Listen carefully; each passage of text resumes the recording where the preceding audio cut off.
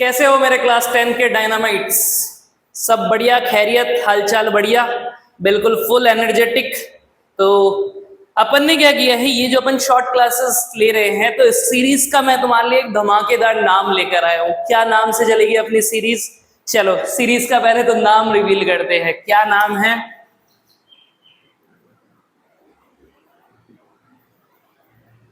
Short class. देखो हिंदी की handwriting में जज मत कर लेना मेरे को। बड़ा धमाका। यानी बेसिकली हम क्या करेंगे, इन शॉर्ट क्लासेस के थ्रू बायो में बहुत बड़ा धमाका करेंगे। जितने भी मार्क्स के क्वेश्चन आए सबको पूरे से पूरे अटेम्प्ट करेंगे। हाँ भाई, उम्मीद करते हैं कल वाला इंट्रोडक्शन तुम लोगों ने देख लिया होगा। ठीक है, तो उसी को अब आगे चलते हैं। कल अपन ने बात करी थी बायो के चैप्टर्स के बारे में कि बायो में कौन कौन से चैप्टर्स अपने आने वाले हैं। ठीक है, यही बात हुई थी कल अपनी। जिसने नहीं देखा हो, प्रीवियस वाली जो वीडियो है कल अपलोड हुई थी, यानी कल बोले तो 3 जून को जो अपलोड हुई थी, उसको एक बार देख लेना। उसमें अपन ने क्या किया था, अपने सिर्फ सिलेबस को डिस्कस किया था कि अपने बायोलॉजी वाले पार्ट में कौन कौन से चैप्टर आने वाले हैं। नमस्कार, मैं दिशान कुमार दास फ्रॉम संस्कार पब्लिक स्कूल। आज से अपन यहाँ पे टॉपिक स्टार्ट करने जा रहे हैं अपने बायो का पहला चैप्टर, जिसे बुक में नंबर 5 पे दे रखा है, चैप्टर नंबर 5 लाइफ प्रोसेसेस। ठीक है, किसी भी चैप्टर को जब अपन पढ़ना स्टार्ट करते हैं तो चैप्टर पढ़ने के टाइम पे अपने सबसे पहला पॉइंट क्या होता है, सबसे पहली बात अपने को याद रखनी होती है कि अपने को अगर चैप्टर का नाम समझ में आ जाता है, चैप्टर का मतलब समझ में आ जाता है उसके नेम से, तो फिर वो चैप्टर हमारे लिए कहीं ना कहीं काफी ज्यादा क्लियर हो जाता है। तो सबसे पहले अपन क्या करते हैं, सबसे पहले इस लाइफ प्रोसेसेस वर्ड को ही समझना स्टार्ट करते हैं। लाइफ का मतलब क्या है? लाइफ यहां पे डिनोट कर रहा है लिविंग बीइंग्स को। लाइफ यहां पे किसको डिनोट कर रहा है? लिविंग बीइंग्स को डिनोट कर रहा है। और प्रोसेसेस क्या है? प्रोसेसेस का मतलब इसकी वर्किंग मैकेनिज्म की बात यहां पे चल रही है। यानी ये चैप्टर बेसिकली हमें क्या बताने वाला है, ये चैप्टर हमें इस बारे में बताने वाला है कि ये जो लिविंग बीइंग्स की वर्किंग मैकेनिज्म है, ये जो जिंदा रह रहे हैं, क्यों ये लिविंग है, क्यों दूसरों को हमने क्या कहा, नॉन लिविंग कहा, उस चीज के डिफरेंस को कहीं ना कहीं यहाँ पे अपने को क्या होगा, क्लियर हो जाएगा। ठीक है, तो लाइफ प्रोसेस की सबसे पहले ये अपन फालतू बातों में बिल्कुल नहीं जाते हैं, एक्स्ट्रा नॉलेज पे नहीं जाके अपन पहले पॉइंट टू पॉइंट बात करना शुरू करते हैं। ठीक है, तो सबसे पहले आते हैं अपन डेफिनेशन वाले पार्ट पे से।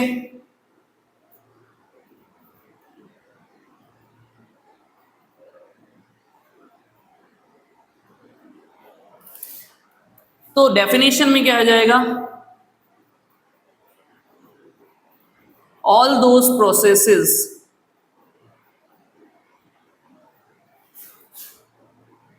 which are combined together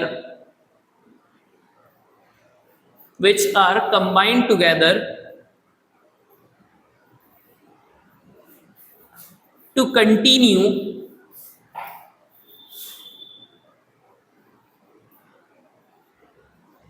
the life।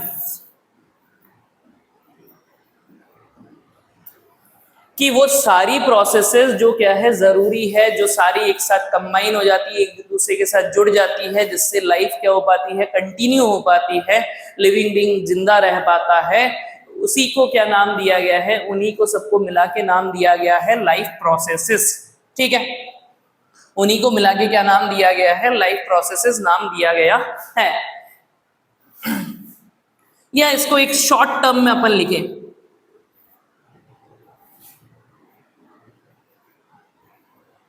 the processes which continues the life। एक छोटा तरीका अपने इसको डिफाइन करने का कि वो सारी प्रोसेसेस जो क्या करती है, लाइफ को कंटिन्यू करती है, उसी को क्या नाम दिया गया है, लाइफ प्रोसेसेस नाम दिया गया है। चलिए अब अपन एक बार नाम लिख लेते हैं कि अपने लाइफ प्रोसेसेस है कौन कौन से, कौन कौन सी प्रोसेसेस को सबको मिला के लाइफ प्रोसेस नाम दिया गया है। ठीक है, अगर मैं लाइफ प्रोसेसेस की बात करूं इंडिविजुअली कि कौन कौन सी ऐसी प्रोसेस है जिनके थ्रू आप कह सकते हैं कि जिनसे लाइफ कंटिन्यू हो रही है, तो उनको अपन यहाँ पे क्लासिफाई करते हैं। पहला अपना सबसे पहला आता है न्यूट्रिशन, दूसरा आता है हमारा रेस्पिरेशन,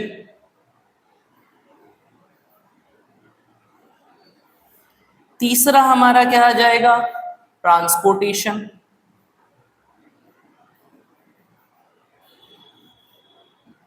और फोर्थ हमारा क्या आ जाएगा एक्सक्रीशन। फोर्थ हमारा आ जाएगा एक्सक्रीशन। ये चारों जो प्रोसेस है, ये 4 प्रोसेस टुगेदर एक साथ मिलके क्या बन जाते हैं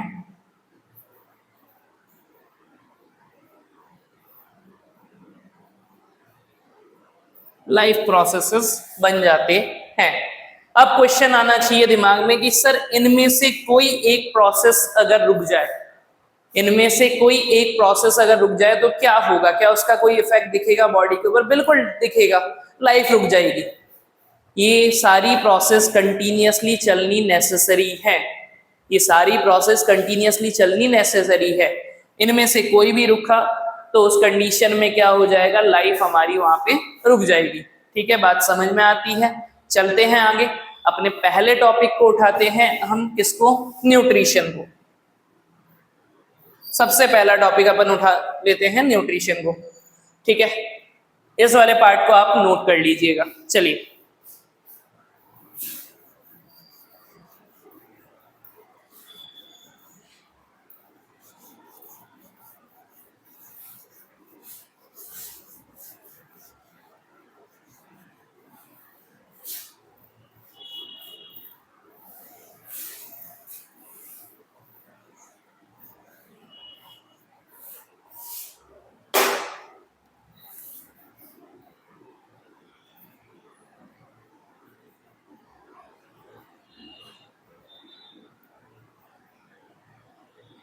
न्यूट्रिशन पहले अपन इसको क्या करते हैं, पहले डेफिनेशन पढ़ने से पहले इसका मीनिंग समझते हैं। न्यूट्रिशन का मतलब है गेनिंग न्यूट्रिएंट्स। ठीक है, बॉडी को बिल्डअप करने के लिए जिन भी सब्सटेंसेस की नीड होती है, बॉडी को हेल्दी रखने के लिए जिन भी सब्सटेंसेस की नीड होती है, उनको सबको मिला के क्या कहा जाता है? न्यूट्रिएंट्स कहा जाता है। तो न्यूट्रिशन में सबका मतलब क्या हो गया? Gaining nutrients. न्यूट्रिएंट्स को क्या करना? गेन करना। न्यूट्रिएंट्स को क्या करना? गेन करना। ठीक है, बात समझ में आती है। तो अब इसी को क्या नाम दिया गया कि आउटसाइड रिसोर्सेस से, आउटसाइड रिसोर्सेस से न्यूट्रिएंट्स को गेन करने की प्रोसेस, आउटसाइड रिसोर्सेस से न्यूट्रिएंट्स को गेन करने की प्रोसेस और उसको क्या करना? बॉडी में यूजेबल फॉर्म में कन्वर्ट करने की प्रोसेस को ही क्या नाम दिया गया? न्यूट्रिशन नाम दिया गया है। क्या बोला मैंने? कि आउटसाइड रिसोर्सेस से न्यूट्रिएंट्स को गेन करना और उसको क्या करना? बॉडी की यूजेबल फॉर्म में कन्वर्ट करना। इसी को क्या नाम दिया गया है? न्यूट्रिशन नाम दिया गया है। चलिए लिखते हैं अपन, gaining nutrients from outside resources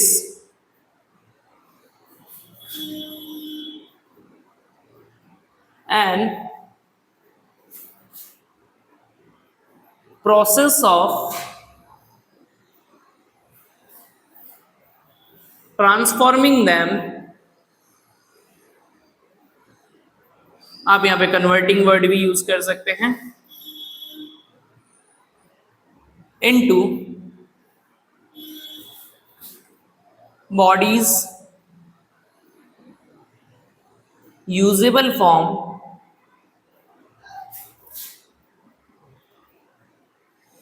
is called nutrition.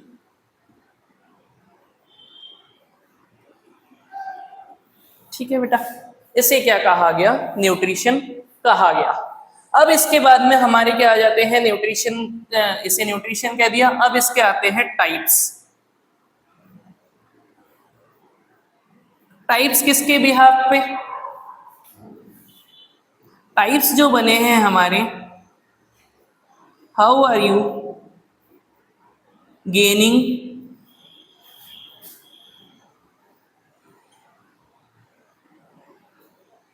the resources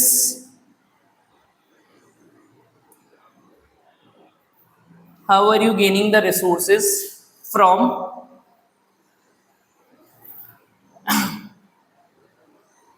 external atmosphere? आप एक्सटर्नल एटमॉस्फेयर से रिसोर्सेस को कैसे गेन कर रहे हैं, उसके बिहाफ पे हमारे टाइप्स बने हैं। दो टाइप बन गए हैं हमारे।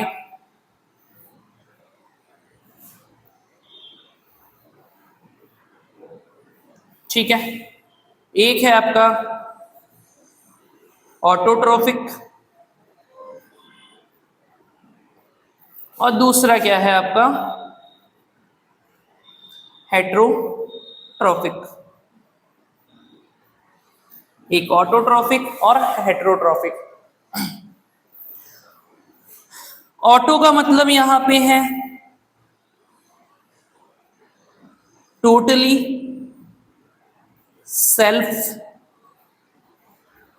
डिपेंडेंट, और हेटेरो का मतलब है डिपेंडेंट ऑन अदर्स। ठीक है, डिपेंडेंट ऑन अदर्स। ठीक है, एक बार ध्यान से देख लीजिए।